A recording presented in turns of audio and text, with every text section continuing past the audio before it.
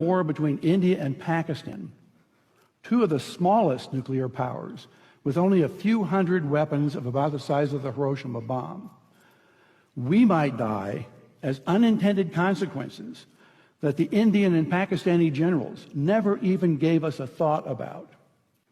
My colleagues, Luke Oman and Alan Roebuck, calculated the spread of smoke after a war between India and Pakistan. It only takes about 2 weeks for the smoke to cover the entire Earth, and it would rise to altitudes between 20 and 50 miles above the surface. At those altitudes, it never rains. The smoke would stay there for years.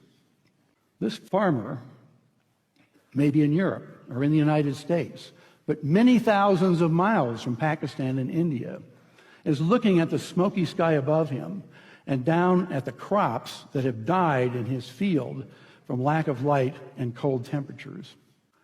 It's estimated that in a war between India and Pakistan, that we would lose 10 to 40% of the yields of corn, wheat, and rice for years afterward because of the bad weather.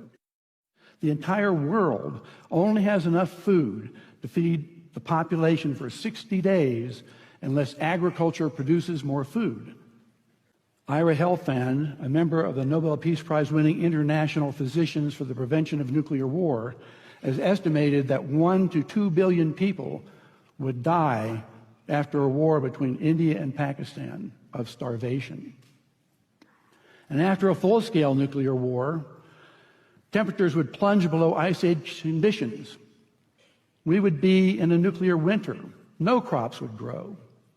It's estimated that 90% of the population of the planet would starve to death, and civilization would be destroyed. And no one would be safe.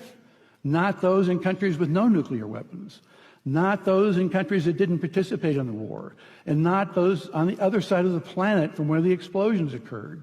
No one would be safe.